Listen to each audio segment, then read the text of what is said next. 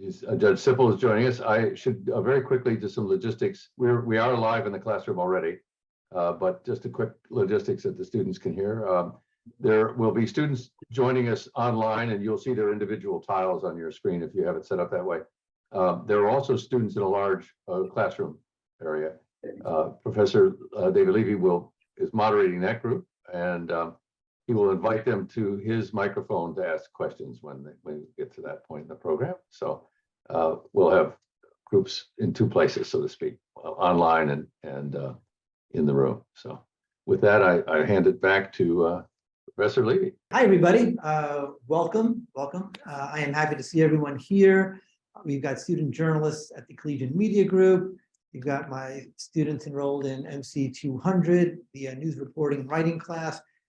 Students from the A.Q. Miller School of Media and Communication, other students here. So thank you, everybody. You're all in for a special educational evening. Today we have two federal court judges, the Honorable Rodney W. Sippel and the Honorable Julie A. Robinson, to discuss how their roles, they work and interact with journalists.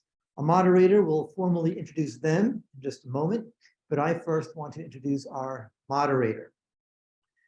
Gene Policinski is a veteran journalist and one of the founders of the USA Today newspaper. He served as the executive director of the nation's First Amendment Center and is a nationally recognized expert in issues surrounding all 5 freedoms that the First Amendment protects. He's worked as the chief operating officer of the museum in Washington, D.C. And since 2005, Gene has always been gracious with volunteering his time for my students. And for that, Gene, I extend my deep gratitude to you as always. Please welcome our honorable guest and our moderator, Gene Policinski. Yes. Thank you very much. Thank you. It's nice to be with you today. You should know that this is one of a series of meetings that the federal judiciary, federal judges are having with journalism students around the country.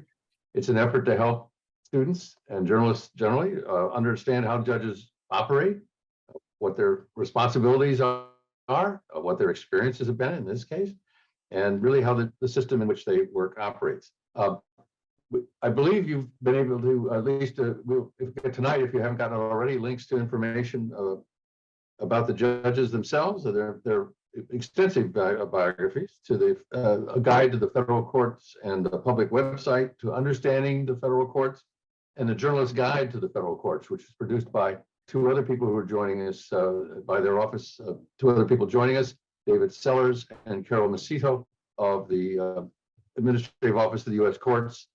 They're based in Washington, D.C. I'm coming to you today from Reston, Virginia, so we're across the country.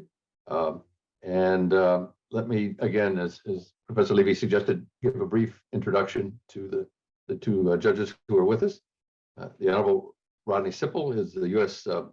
Of the U.S. District for the Eastern District of Missouri, was appointed to the court in 1997 and served as chief judge from 2016 to 2022. He is chair of the Judicial Branch Committee, Judicial Conference, the Judicial Branch Committee of the Judicial Conference. I always get that, man. Which since '99 has been engaged with a program that I've been fortunate to be associated with, in which we meet with journalists around the country in various federal circuits to hope to improve the coverage of the federal courts. Very few journalists now, in contrast to when I was an active reporter, are assigned full-time to covering the federal courts. So it's very important that journalists and students who are studying journalism have some knowledge about the courts and how they function, because the days when the public could count on specialists being assigned, or you could count on as students being assigned to cover the courts full-time, are long gone. The staffing levels just don't support that. So we're all here, I think, in hopes of increasing knowledge about the courts and how judges operate, so that we can do, as journalists, a better job of bringing the news to the public. One thing that the judges will, and they're very accustomed to making their own decisions. They will decide whether they can answer a question or not. But I would say, as a general rule, they cannot talk about current cases in their courts for sure, and probably not about cases that are actively out there in the public sphere. That's just by their own ethics not able to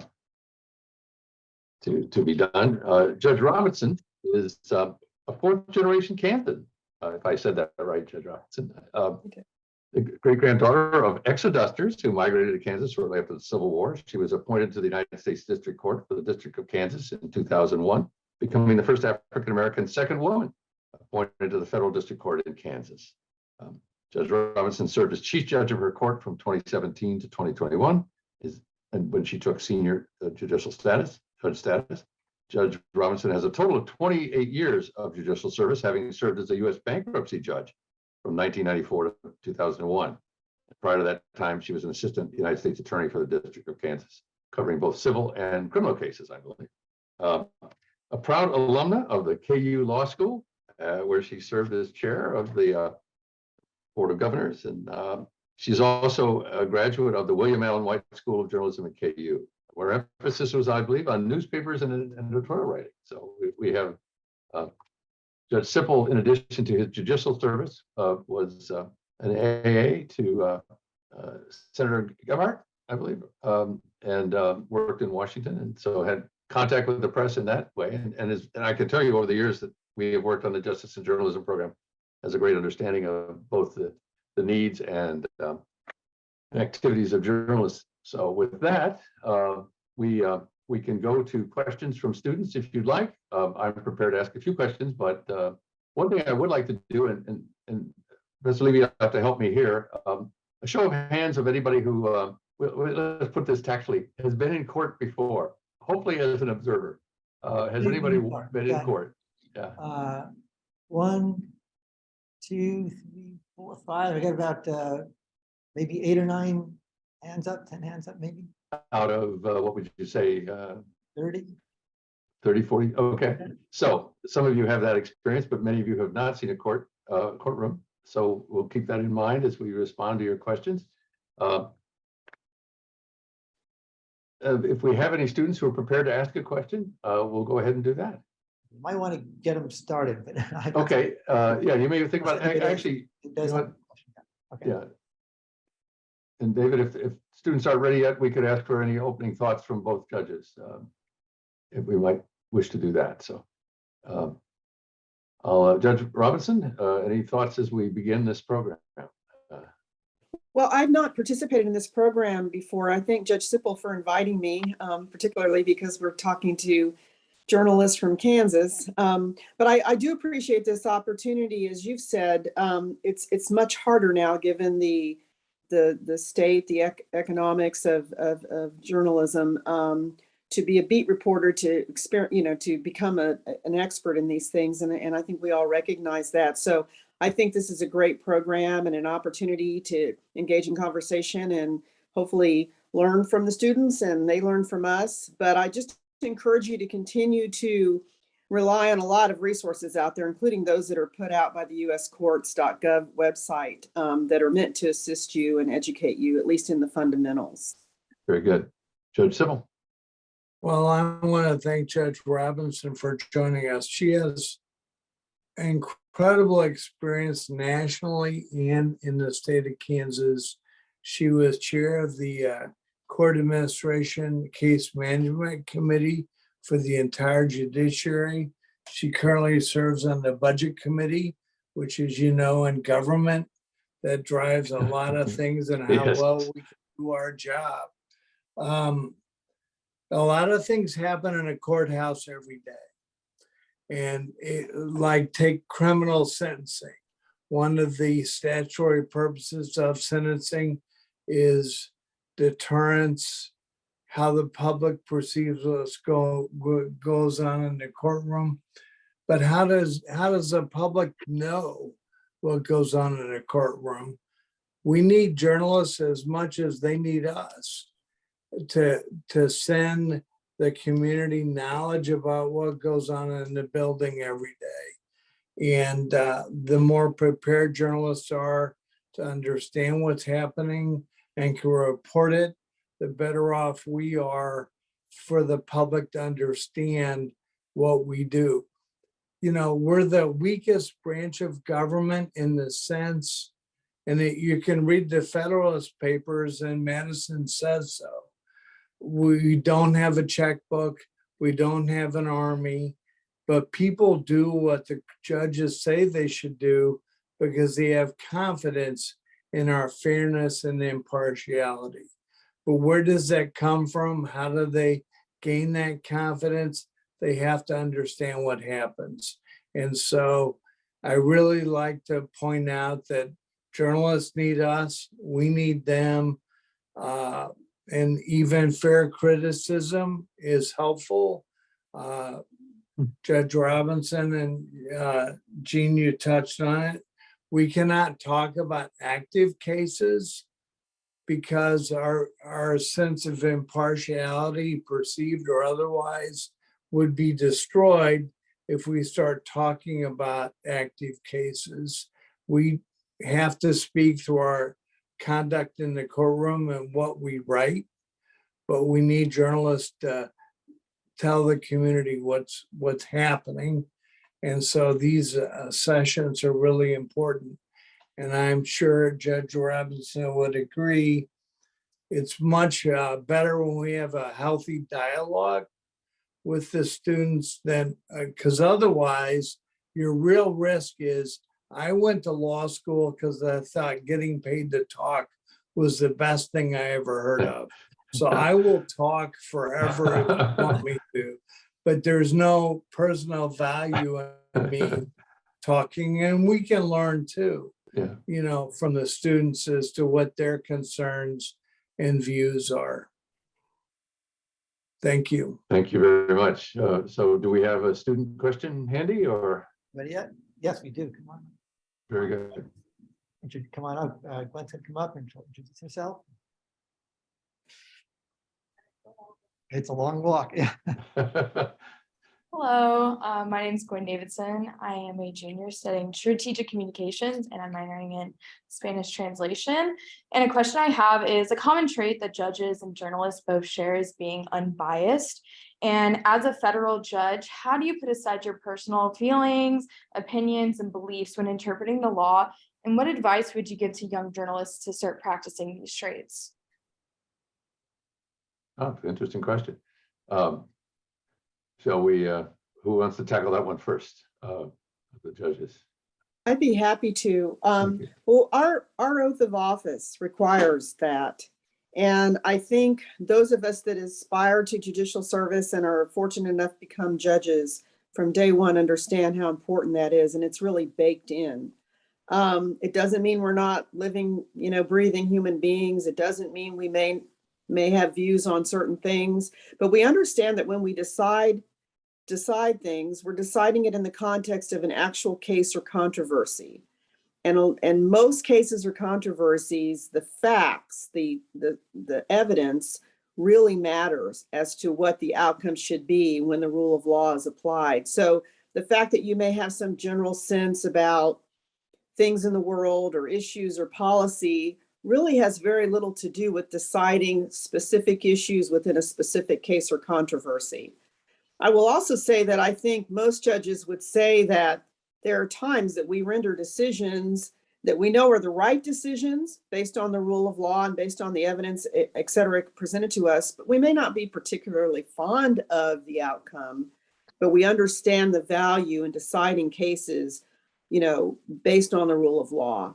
That's what our system, that's the bedrock and foundation of our system. So we do set aside our personal feelings, and to the extent we have ideas or belief systems about certain things, because we understand none of that really matters when we're deciding a particular case or controversy. And, you know, we, as I think someone else has said, we share with journalists something, and that is the need for the public to have trust and confidence in the system. And the way that happens is by being transparent and following the rules and being biased or being unbiased and not being prejudiced. And so I think journalists have to do the same thing. As a matter of sort of a code of conduct, set aside your personal feelings. Your job is to shine light and to help people understand so that they can reach their own conclusions about a particular matter. Great, thank you so much. Judge Simple? To follow up on that, I agree. There are times we reach decisions that perhaps left alone, we might not, but the law takes us there. And then the Court of Appeals and the Supreme Court have given us guidance. The language of the statute gives us guidance. And there is absolutely no value in me freelancing and then giving false hope to someone, only to have the Court of Appeals say the judge wasn't following the law. There's no value in that. And in fact, I think in large part, the public looks to us to make sure the lines are clear wherever they may take us. And what the public asks of us in a civil case or a criminal case is, what can we and can we not do? And that can't change from judge to judge or year to year, or depend on what I had for breakfast. It has to be, what the law asks of us. And then, and only then, if you don't like it, you can go to the legislature and change it. There's no value in me fixing something when it needs fixing for everybody. So those fundamental tenets require us to stay the course and follow the rule of law, even if we don't think it's right, because then and only then will the public say, wait a minute, we really want it to be otherwise. So. Thank you. I just would jump in, knowing that we have various levels of understanding of the courts. The judges we have with us today are district court judges, so they hear cases. They see the litigants in a civil case, the two sides. They see the prosecutor and the defendant in criminal cases, and their decisions then, should there be an appeal, are heard in the federal system by a court of appeals, and then a very small fraction, tiny number of cases. I think the last numbers I saw were and Judge Robinson, you probably will know these numbers, the number of cases heard in the appellate structure versus what, 75, 80 cases now heard by the Supreme Court in a given year. There are tens of thousands of cases heard. Last number, I think it was 13,000 maybe cases, if you took all of the federal circuits, courts of appeal. And so you can see the narrowing down to getting to the Supreme Court is a very tiny fraction. But the judges we have with us today hear those they directly hear from people who are either filing lawsuits against each other or facing criminal charges, and then of course they hear from the government on those charges. So just to talk a bit for a second about their role. Do we have another student question? Yeah. Yep, we have one. It's a long walk. Yeah. Hello, my name is Elizabeth Hamilton. My question was, what made each of you want to become a judge or have your job in the judicial system? Wow. Well, the calling to public service is the underpinning. If you plan to be a federal judge, I think you'd mess it up. I was a former administrative assistant, as Gene said, to Congressman Gebhardt, who was House Majority Leader, and I was recommended for the job by him to President Clinton, but it was a Republican Senate, and typically senators pick judges, not congressmen, but there were no Democratic senators in Missouri, so they asked Gebhardt who he wanted. I could have never planned that in a million years or hoped it would come together. But to me, it's a logical extension of being dedicated to the law and wanting to provide public service and not being in it for the money, because none of us are in it for the money. Julie? So I agree with what Judge Sippel said. I was a government lawyer before I became a judge. I was in the U.S. Attorney's Office, which is the sort of the field offices for Department of Justice. And so represented the government in both civil and criminal litigation. So I was already someone that was very interested in public service and loved advocacy, loved trial work. And I do think becoming a judge was a natural extension of that. I had actually clerked for a judge right out of law school, and I think that might have whet my interest in becoming a judge. that, becoming a federal judge in some ways is like winning the lottery. Yeah. So it's not, you can plan for it, you can try to position yourself, but it doesn't mean you're going to even come close. There's a fair amount of luck involved in addition to everything else. But I enjoy I love making decisions. I love being a problem solver. I love being a person that helps people resolve their issues. The most difficult thing I think that we do as district judges is the work that we do in criminal cases, and particularly in sentencing people. But even that, there's some joy in that, and being able to, make a decision that will hopefully shape that person's life in a way that then when they come back and re-enter the community, they will be better and they will be productive, and they will, be the kind of person that they should have been all along. So it's just, it's an incredible public service, and there's so many ways you affect people's lives and their liberty and their economics and all of that. It's a very weighty position, but there's a lot of joy attached to the work. Any other questions coming up for the moment? Yes, come on up. I have another one. Good.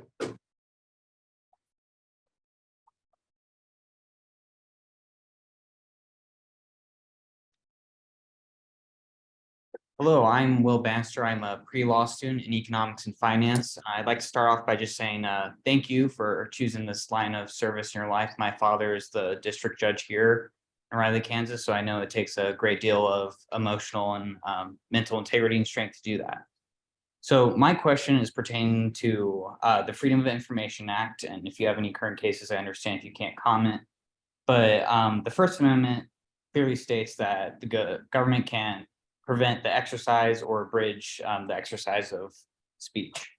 However, one could argue that government officials are prevented from speaking freely, knowing that they, at any time on the record, could be have that made to public access. So the argument could be made that it limits their ability to access free speech as a government official. On the other side, it also protects the press, yet FOILAs can and constantly are denied, blocking the press's freedom to be able to report on those issues. So my question is, do you believe that there is an argument or a notion that the Freedom of Information Act is in any way unconstitutional or steps on the rights of the individual government workers or the press? Thank you. It's a pretty weighty question. Frankly, not Your one Honors? Yeah. well, frankly, not one I want to answer. Okay. I don't have a pending case right now about FOIA. I've had some in the past, but it's the type, your question really sort of invokes the type of discussion that could come up in a case that was filed. And so we have to be very careful not to speak publicly about issues that could come before us, as well as those that are currently pending. So the constitutionality of FOIA is something that I could perceive could come before us. My observation is, if you look at the Constitution and the Bill of Rights, and you're talking about the First Amendment, while there are many absolutes, no law shall be made. You go back to the First Amendment cases, let's take even student speech, it's not absolute. Tinker against Des Moines, one of my favorite cases. Young lady wore a black armband to school. She gets sent home from class. The Supreme Court ultimately said, wait a minute, just because she's a student doesn't mean she gave up her free speech rights to protest the war. But it wasn't absolute. It was as long as she's not disruptive at school. So built in all these rights and liberties are your rights end where your neighbor's rights began. So that's true also with speech. There are laws against hate speech. The Freedom of Information Act, it depends on where you live. What's the state statute say? What's the federal statute say? There are exceptions. In Missouri, pending litigation, personnel matters are not subject to that. So again, you have to strike the right balance, and the courts will do their best to interpret the statute. And if the public, like I said before, thinks it's gone too far one way or the other, they need to move to change it through the statute. So, you know, there's all sorts of examples, you know, Fourth Amendment right to be free from lawful search and seizure. But there are circumstances where a policeman can stop and frisk you. Well, where's that balance? You know, the whole issue of liberties and rights and responsibilities requires an analysis across the spectrum, and to weigh your rights against Professor Levy's rights to teach his class right now. Yeah. So If- what sounds absolute isn't always so absolute. Yeah.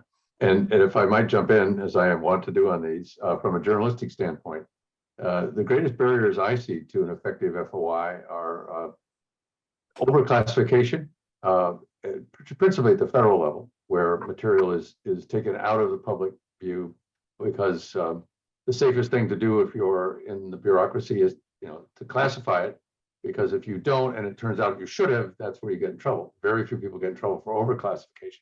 The second thing, frankly, is the underfunding in almost every agency, at least at the federal level, of those who respond to FOIA questions. You know, the big hurdle is often not even, the Freedom Forum, the foundation that I've been with since 1996, sponsored an annual FOI day looking at federal FOI laws for a long time. And the greatest barrier from all sides was just enough people to get through the requests. Now, there's no question some questions are slow tracked while others are fast tracked, but for policy reasons. But frankly, the vast majority of those requests just get lined up behind, you know, the files of a relatively small staff. So rather than the constitutionality of it in a pragmatic sense, to me, the greatest issue around a FOIA request is just the sheer volume, and with underfunding by Congress of the agency areas to respond to those. I hope that was responsive, as well as hearing from our judges as well. Do you have a follow-up to what we said? Yeah. No, thank you for your questions. I appreciate the responses. Okay.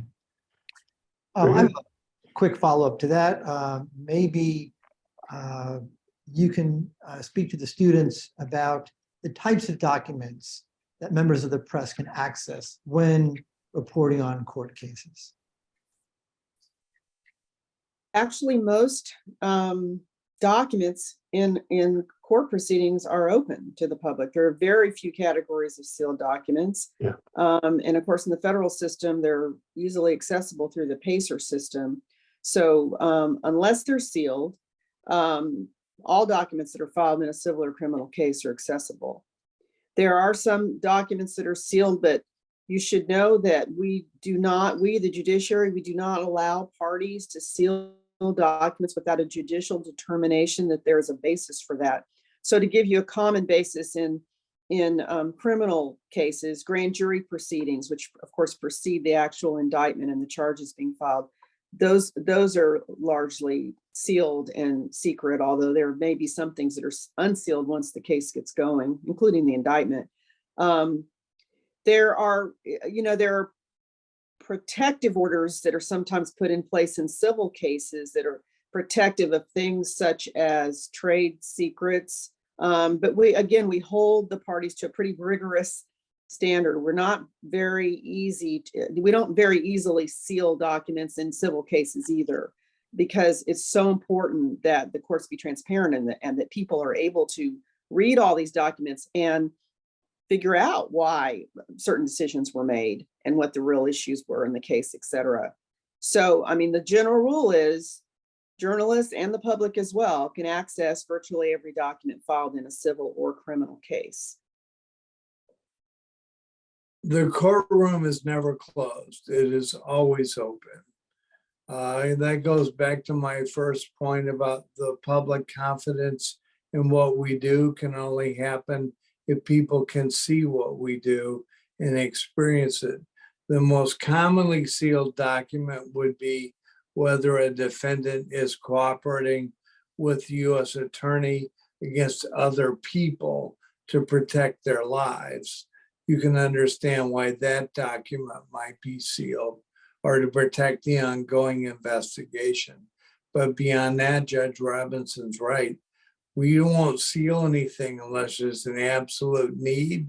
And even then, let's say it's something about someone's personal medical history, say a defendant has AIDS or some other disease that might cause them difficulty in a prison system, we'll require them to redact the specific items, but the document itself has to be filed publicly.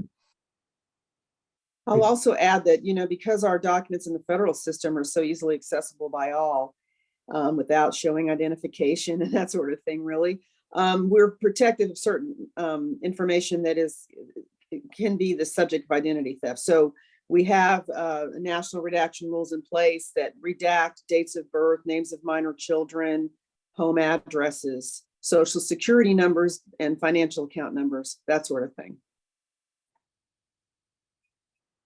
David, do we have a student question? Any other new student questions come up? Come on. If We do. we do, very good. Okay. If you want to make a comment while she's working her way down here. Well, there is one question that I would have, and while your student arrives, and I wonder if each of the judges could talk to us a bit about their experience with news media coverage of their court.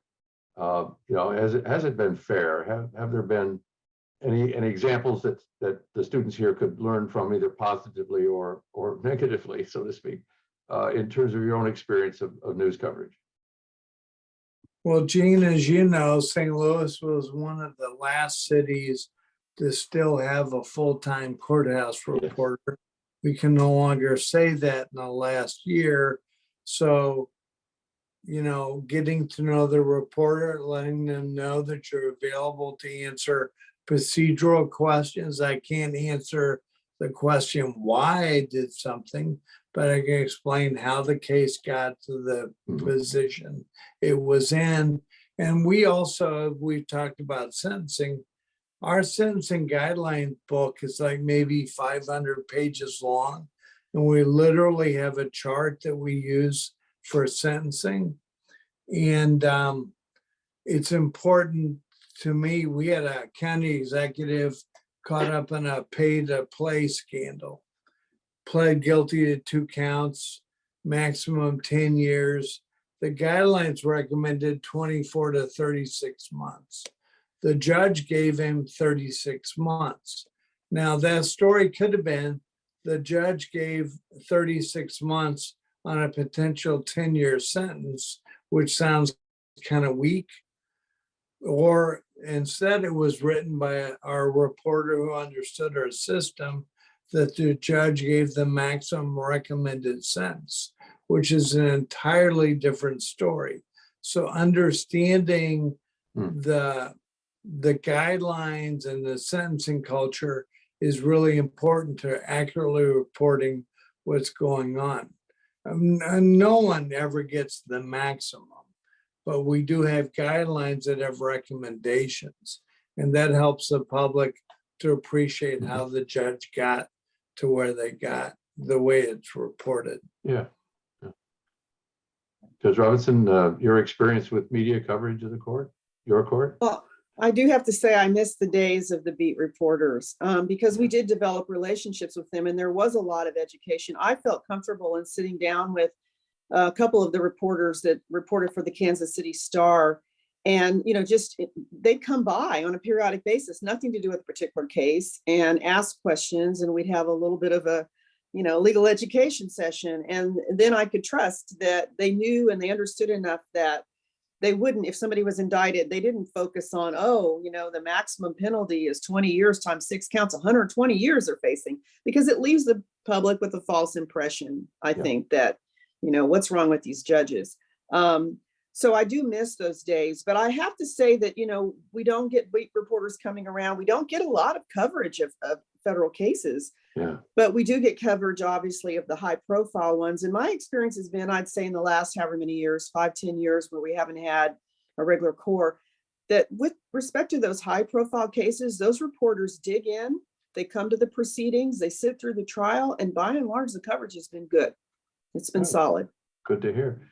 We think through our work over the years that there are no more than 6, and probably fewer now, because we did lose a reporter in St. Louis. A reporter is assigned full-time to covering the federal courts in their city. And I can tell you that when we started, most medium to large cities would have someone whose job it was to be in the federal courthouse every day. And that was in 1999 when we started the Justice and Journalism program. By 2006 or 7, the industry had declined to the point where I always say, first it was journalists pounding on the courthouse doors, yelling, "Let us in, let us in." And by 2006, judges were, as you said, Judge Roberts, throwing open the doors and saying, "Where is everybody? Where are the reporters? What can be done?" A real challenge for those of you who are interested in reporting will be to gain enough legal knowledge. Like your journalist, Judge Robertson, I was fortunate to have a state court judge named Maury Hall, who, when I went to work for a very small newspaper in Marion, Indiana, my very first day in his courtroom, it was a hearing on a motion of some kind. And I stayed to write some notes after the parties had left, and he's up at the bench, and he took the glasses down and said, in a way that only Maury Hall could do in a adjourned courtroom, "Who the hell are you?" And I stood up and my very squeaky voice said, "I'm with the Chronicle Tribune." And he said, "Do you have any idea what's going on here?" And thankfully I said, "Not really," because I had lunch sessions on Friday, if I bought the sandwich, with Judge Hall, Maury Hall, for a number of years to go over things that I needed to know. So I got an education on the courts, straight from, as you did with your group, straight with the judges. But I think asking about it is also a very important thing if you're parachuting in, so to speak. If you're not regularly assigned to a court, asking those procedural questions is very important. So we'll get to now our student who's been very patient. Thank you so much for that. Please go ahead. Hello, my name is Tyani Williams. It's very nice to be speaking with you all. I had a question regarding you guys' direct relationship with journalists, or like in the matter of if there's a court case and a journalist would like to interview you, are you more than willing to do the interview and have your name in publications, or do you prefer to be more off the record, or just refer them to maybe any public documents that can be found just on the internet? I was just wondering how you guys navigate that. Good question. Good question. Well, if it's a pending case, I don't want to be interviewed because we are really prohibited from talking about pending cases on the record or off the record. So at best, I wouldn't probably respond at all, but I would direct my staff or somebody from the clerk's office to tell the journalist to, read the documents in the record, and that would include the schedule of when the next hearings would be, and that would be the way they would have to go about informing themselves about that particular case. Yeah, we have to, what we do has to speak for itself from the bench on what we write. If there's confusion about a process or procedure, I would direct them to the court clerk or another judge to help them understand or explain the posture of the case. But commenting on a pending case is, as Judge Robinson said, just not done. And certainly, even if I tried to explain the difference between a motion to dismiss and a motion for summary judgment or a motion on limine, I would never do it on the record. And we could spend a whole hour on what on or off the record means, because I'm not even sure after 20 years of talking to Gene, I know for sure. I'm not sure I know. Yeah, I mean, for some people on the record, or I mean, off the record would mean never being quoted at all. It's just pure background. Sometimes it means you can use my words but without my name. So it's a source close to the, or a judge who preferred not to be identified or something like that.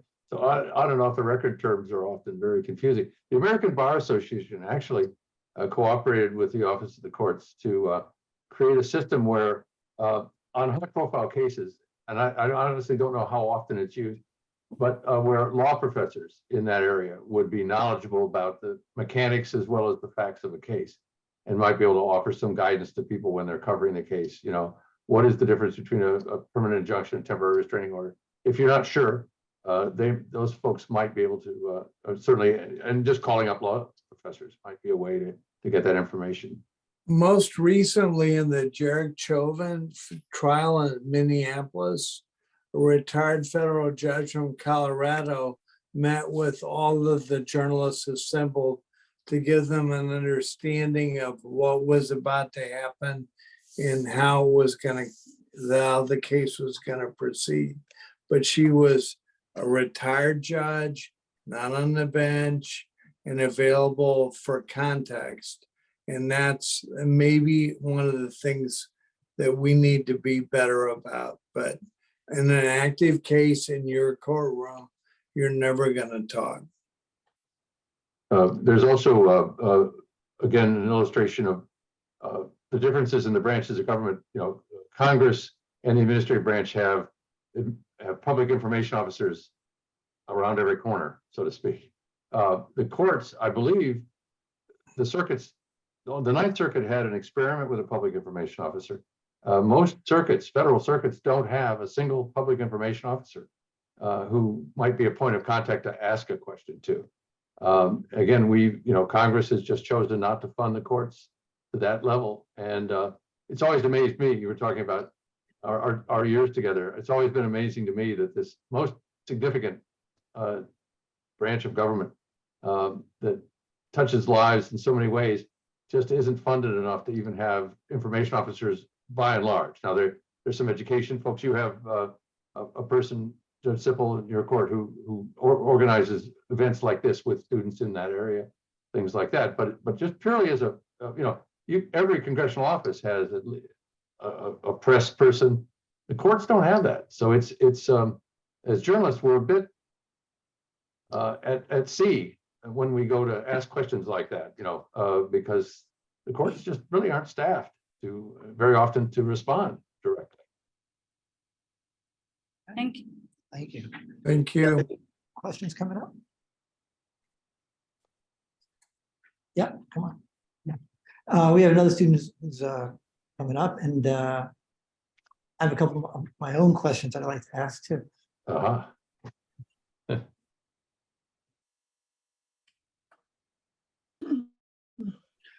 Hello, judges. I'm Ben Voller, I'm a multimedia editor, at the newspaper. I have a question from one of my photographers who couldn't make it today. She wanted to ask, what are the rules in terms of when journalists can take photos in court versus when it isn't okay to take pictures? In federal court, that's pretty easy. No, That's right. There are no photos, right? Allowed. no.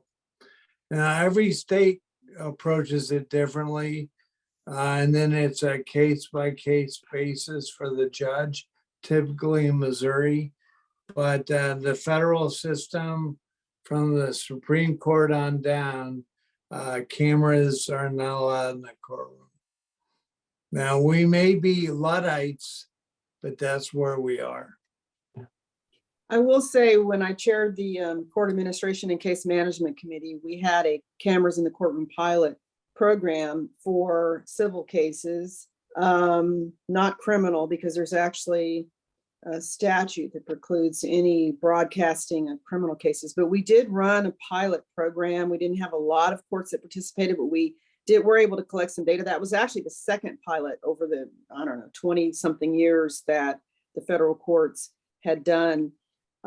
It's interesting because on the one hand, I think, and I participated in the pilot, on the one hand, I think many of the judges that participated felt like they didn't really even know the cameras are there. I mean, they weren't the big television cameras, they were little eyeball cameras, and didn't feel like it had any great effect on the proceeding. But on the other hand, there really wasn't a lot of interest in the proceedings either. I think sometimes, other than high profile cases and criminal cases, and obviously Supreme Court arguments, maybe Court of Appeals arguments, there's really not, in our experience, there wasn't that much interest in the just day-to-day work of trial courts, the district courts in the federal system. Yeah, I think part of the question just stems from with the recent, there's been several high profile cases recently where they've just live streamed them. where's the separation from, I guess, federal cases where it's no, and then those which can be either civil or otherwise that have been live streamed on like news and stuff like that? Yeah, as Judge Sipple said, in many state courts, broadcasting is allowed. It's typically left to the judge's discretion, how to handle it, how much, so for example, I'm thinking of that high profile case in South Carolina, the criminal murder case involving the lawyer. They were supposed to shield the jurors' faces. Usually you see that sort of rule in place, but the state courts are, I don't know if we're Luddites, but the state courts, I think the majority of state courts allow, again, probably left up to the judge's discretion case by case, but in the federal courts, it's always a no. We have firm rules against live streaming, still photographs, even live audio broadcasting. And if I may, again, it's hard for the First Amendment guy to say this, but I have concerns about cameras in the courtroom, not so much still cameras, where you agree not to say to show jurors or people who might be subjected to, pressure or whatever.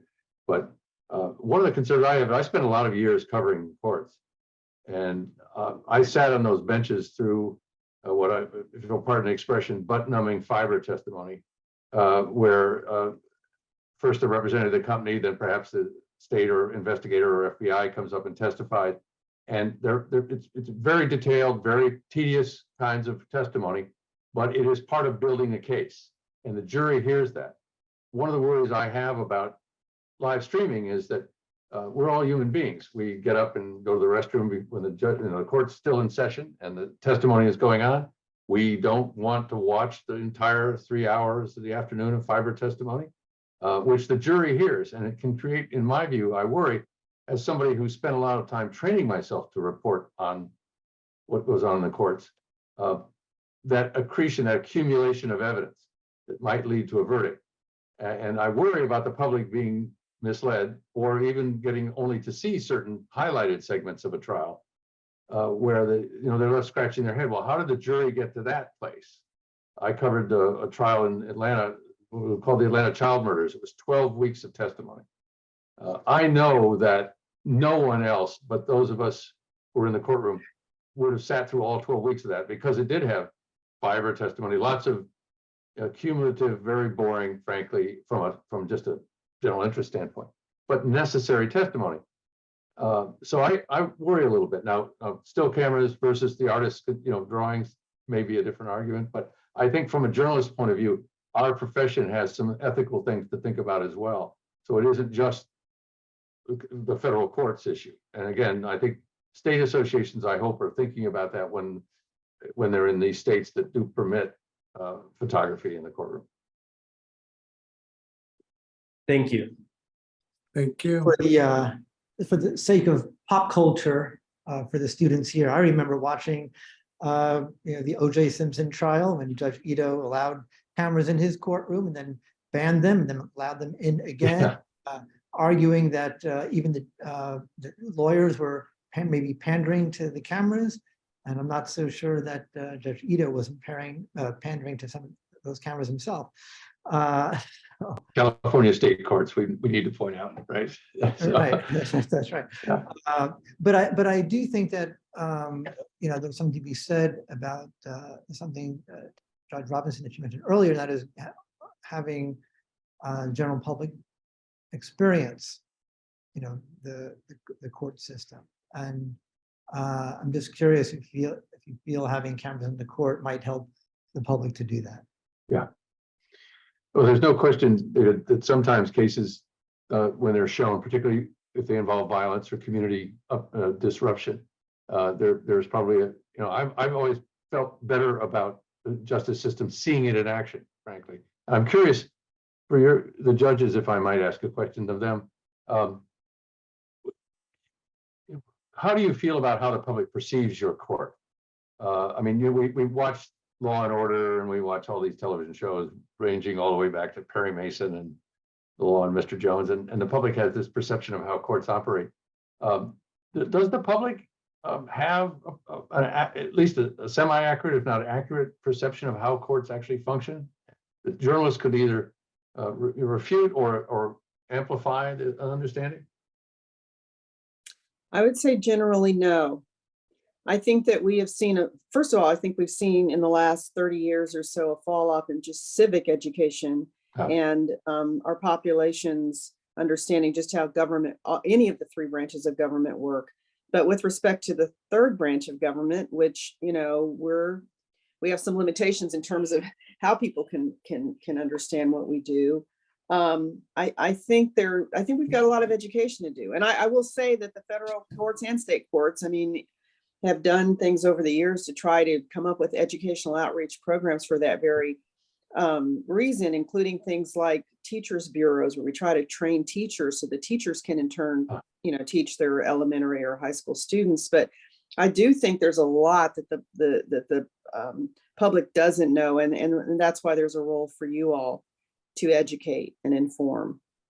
It's difficult when it's all shaped by watching entertainment television, and even, you know, some of the court TV that is more like reality TV than actual court proceedings.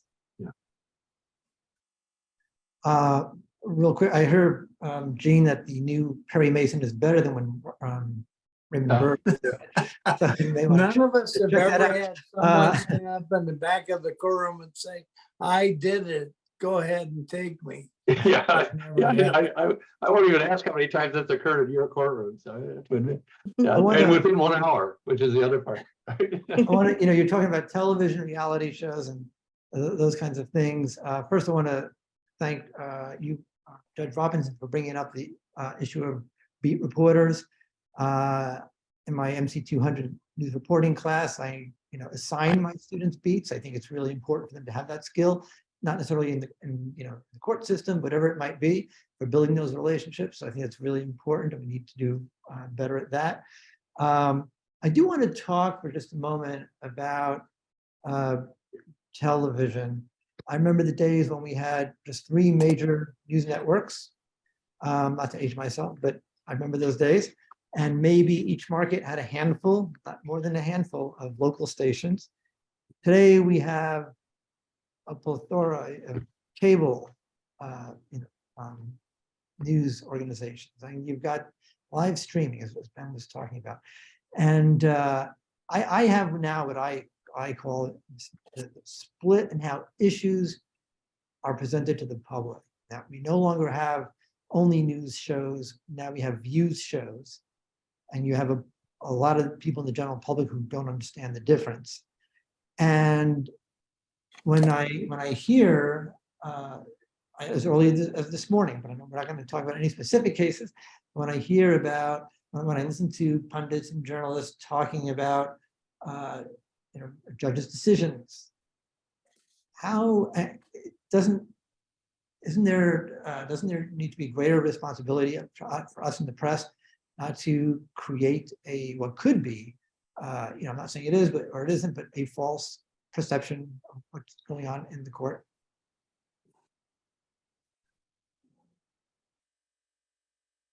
Judge Sippel, I'll go first unless you want to go first. Go ahead. I was gonna hit up Gene. He studied this. Go ahead. Go ahead, please, Judge Robinson. Well, yeah, I think there is a responsibility, and journalists can do harm as well as do good in that regard. And, you know, sort of focusing on the background of the judge, what president appointed them, what governor appointed them. There are other decisions which, you know, can really only be fairly viewed within the context of the particular case. You know, can really paint a picture that this is just, you know, a judge that pushes a button, red or blue, or yes or no, or whatever. And I think does a disservice to the judiciary with, you know, and that is the nature of the reporting. You know, we over the, again, of course of 25 years have accumulated from the judges and from others, examples where journalists have created misinformation. David. One of the most glaring was actually, Judge Robinson, you having served on the bankruptcy bench. There was a bankruptcy judge in Chicago who, for some reason, a law journal, which should know better, took a case and basically the article was that the judge herself had filed for bankruptcy. She was simply presiding over the case. I mean, I don't understand how they could make that mistake, but apparently this judge got calls from friends all over across the country saying, "Oh my gosh, I'm so sorry to hear about this terrible position you're in," and it was false. And that judge didn't feel that she could speak to the people at that law journal about that error. So she was constrained by judicial ethics from commenting directly. I've always hoped, and her colleagues, I remember in our meeting, sort of rose as one to their feet and said, "Could you have somebody else call?"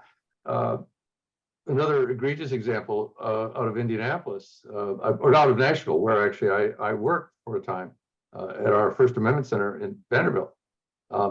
There was some action around a person who was serving a life sentence, or maybe even on death row, where the appeal was filed, and as a result, this person was taken off death row, and anyway, the television reporter got it all wrong and implied this person was being released in the community. Someone, the clerk of the court or somebody, called the television station to say, this is creating a panic in the community and anger. And if you can believe it, the news director apparently 2 days later called back and said, "We stand by our story." Obviously just blowing off the objection. I mean, those kinds of things are for our business a sort of stain, I think, on our professionalism. We have an obligation to get it right. We can press for the information, but when we get it, we need to handle it better. And again, that's one of the reasons that the resources that we provided for you all with this visit, I hope you'll take advantage of them, because that reporter's guide to the federal courts, for example, has tremendous amount of procedural information that will help you navigate sometimes complex motions and terms that we just don't, in the normal course of our education, even in law school, really get exposed to. I attended law school, I'm not a lawyer, and I can tell you I didn't learn much about covering the courts in that 3 years, or well, I went to a part-time law school, so the multiple years that I was in school. Anyway, with that, David, do we have any other questions from students or? I think that is a good Very observation. simple. Yeah. In a world where anyone can be a journalist and anyone can live stream and anyone can start a blog, that is a challenge for journalism writ large and the judiciary to find the sweet spot where people know they can go to get reliable information, and either not just live in an echo chamber or rely on people who have an agenda. And that is probably what the biggest challenge of journalism today. Good. Thank you. Are there any other questions that you I might think have? we have Yeah, time for one more, perhaps. Yep, we have time for one more. So, an encore question. Ah, very good. Good reporter always has a follow-up. There he is. There you go. All right. Yeah. I had a question with the duty of journalists while reporting on decisions that especially apply to the maintenance of our laws in this country. A lot of times a judge will make a decision, maintain to a law that's currently on the books. It'll be reported by journalists, and then media will take it up and portray judges as being activists. Is it the role of a journalist to point out if the legislator is being lethargic or failing to maintain our codes and statutes, or should a journalist try to remain abstract from that and not comment? I would submit to you that the word activism is a political term. Mm-hmm. It's certainly not an objective term by which you judge an opinion or report on an opinion. Activism is in the eye of the beholder. It suggests that the judge has overturned a statute unconstitutional and following an agenda. The statute may be unconstitutional and the law requires us to set it aside. Activism, I really think, is a political term. And if you're writing a fact column, it doesn't fit. I guess a little clarification would be, do you believe that journalists should point out when the legislator has failed to update sections of our civic code and laws, especially when new technology like the internet has come around, open different interpretations? Should there be more critical view of the legislator for not doing that role? Is I guess what I'm asking. So your question is focused on legislators, not on judges, in other words. Well, I guess my question is, as it seems the current focus is on judges rather than the legislature, do you feel like that's a fair framing or not? Well, judges, of course, don't legislate. We're Mhm. not policymakers. We don't make laws. We interpret laws. We apply laws. I think it's fair game for a journalist, and Judge Sippel pointed this out earlier, to report on a judicial decision and perhaps point to, this is based on a law that is now outdated or that should be changed or should be amended, but the judge can't do that. Mhm. Yes, thank you. That's the legislative action that has to take place. Okay. All right. Okay, well, that is the time that we have. First of all, I want everyone to please join me in thanking our guests, Honorable Rodney W. Sippel and Honorable Julie A. Robinson, one more time. Yes. Yeah. Vaughn, thank you for taking the time to give us the opportunity. Thank you. And for Gene Appreciate it. Policinski, yep, for sharing his time and his insights. Thank you so much. We wish them all well. Thank you, everybody, for being here. Get home safely. And we will see you tomorrow around campus or in Triangle Square at 9:30 in the morning. Okay. All right. Thank you, everybody. Thank you very much, everyone. Oh, Thank you. I Appreciate appreciated it. the Yeah. Good night. Thank you. time. Yeah.